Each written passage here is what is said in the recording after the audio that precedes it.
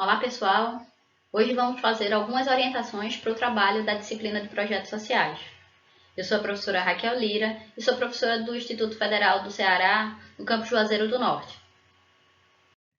Para que a gente pense junto, eu vou sugerir aqui um esquema para vocês. Um esquema que fica mais fácil da gente compreender, a partir de um problema social, como é que a gente pode pensar melhor possíveis alternativas. Mas primeiro vamos modelar e concentrar energias em entender o problema.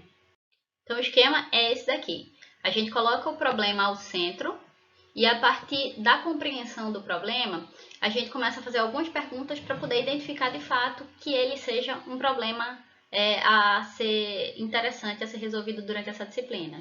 Vamos passar por 5 pontos aqui nesse vídeo. O primeiro deles, a gente vai usar uma ferramenta dos 5 porquês. A gente vai trabalhar causas e consequências. A gente vai falar um pouco de quem é, como é que vocês podem pensar quem é afetado e alguns exemplos de soluções. Inicialmente, quando a gente precisa definir um problema, e aí nesse semestre a gente centrou o nosso desafio em 3 macro problemas ou 3 temas gerais que eu tenho trabalhado com vocês em sala de aula. O primeiro deles, a violência contra a mulher. O segundo, a política de atenção animal. E o terceiro, que é a política de habitação aqui no Cariri. Então, 3 grandes temas que cada um deles podem ser trabalhados como com problemas mais específicos. E é isso que é o desafio desse primeiro exercício nosso. Então, o ponto principal é a gente definir o que é o problema e qual é a nossa questão, o porquê de fato disso ser um problema, porque é importante resolver essa questão. Para quem é importante resolver essa questão e que dados é que subsidiam para que a gente evidencie que, de fato, aquilo que a gente está trabalhando seja um problema. Então, volto aí a dizer para quem esteja trabalhando tanto feminicídio quanto a política de atenção animal, quanto a política de habitação, peguem os temas e tentem perguntar por que eles são temas como problemas. Talvez o mais fácil e mais evidente seja a questão da violência contra a mulher, mas os outros dois eles precisam ainda ser problematizados. E aí, seguindo, quando a gente chega no esquema, o esquema primeiramente, colocou o problema, como a gente acabou de falar, a gente vai, então, usar a ferramenta dos 5 porquês. E aí, por que é importante que você tenha em mente esse esquema? Porque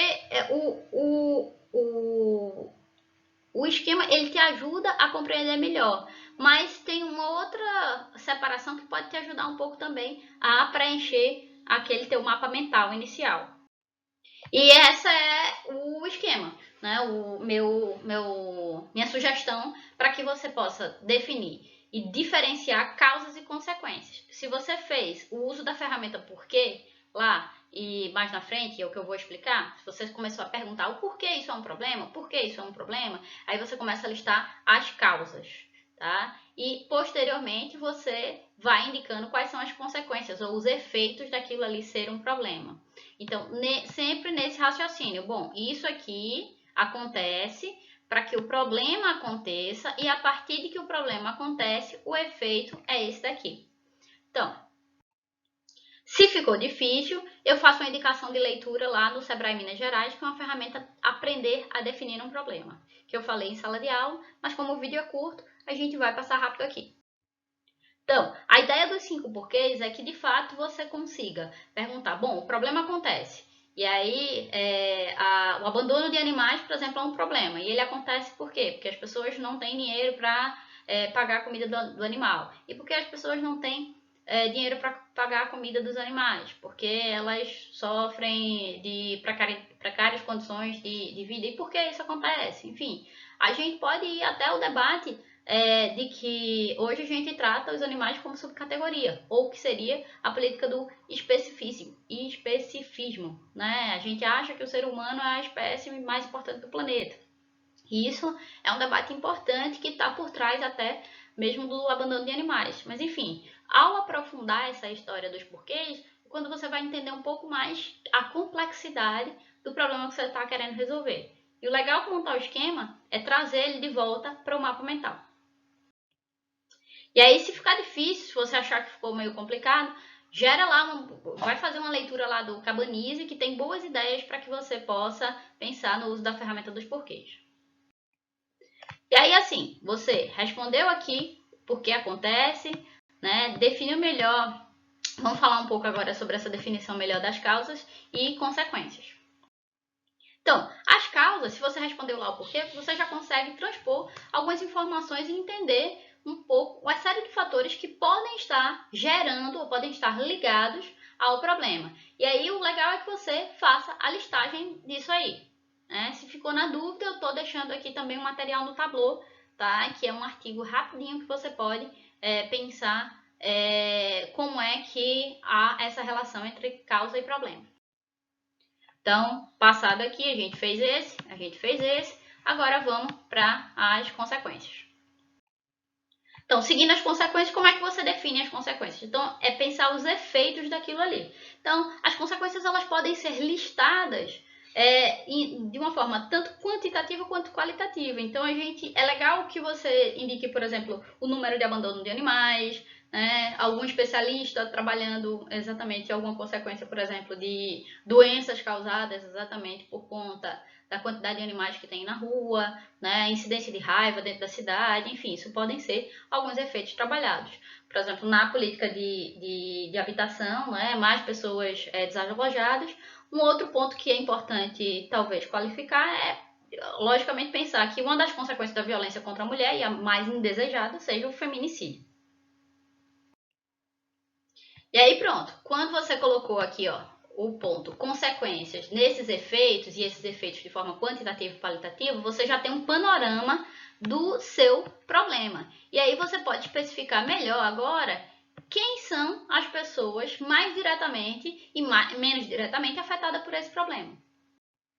E aí é legal que você liste os públicos afetados, porque cada um dos grupos sociais ou enfim, o problema ele normalmente impacta diferente para as pessoas, gera valor de forma diferente. Então, para as mulheres, a violência contra a mulher, com certeza, ela tem um impacto significativo, né, diferente exatamente para os homens. E aí, se a gente for pensar, as mulheres de uma determinada faixa etária, elas podem estar sendo mais afetadas do que mulheres de outras faixas etárias. Mulheres que têm faixas de rendas diferentes podem estar sendo afetadas. Regiões ou territórios aqui do Cariri, eles podem ser afetados de forma diferente. Então, é legal que na pesquisa você consiga identificar melhor quem são as pessoas que estão sendo mais afetadas por esse problema. Porque é para elas que é interessante que esse problema seja resolvido. Então, montado o esquema, o que a gente respondeu agora há pouco é de que quem é afetado pelo problema, quais são as causas, quais são as suas consequências e por que esse problema acontece. Daí, então, a gente tem um panorama e a gente sabe um pouco mais sobre o problema existente. O que a gente tem a fazer agora é pensar como é que algumas soluções podem colaborar para que a gente pense novas ideias para as soluções que a gente vai implantar durante esse semestre. Então, o que dizem as soluções implantadas? Aí fica fácil. Na pesquisa que vocês fizeram, usaram sites na internet, então se você encontrou exemplos de soluções para os problemas, você lista eles aqui. E aí é bacana que a gente pense exatamente quem já enfrentou esse desafio, como é que solucionou esse desafio, e aí a gente pode trazer essa informação, quer dizer, para que nos inspire e pense exatamente essas soluções como alternativas também, não só para que a gente aprenda com elas, mas que a gente, de repente, emule algumas dessas possibilidades para aplicá-las aqui na nossa realidade. Então, feito o esquema, né, tivemos passagem exatamente pelos 5 pontos, tá, para que a gente pudesse visualizar o problema, e agora é sua vez de montar o seu esquema. Então, agora chegou a sua vez de você montar o seu esquema. Eu sou Raquel Lira e essas foram algumas orientações para o trabalho de projetos sociais. Qualquer dúvida, vocês podem mandar e-mail para raquel.lira@ifce.edu.br.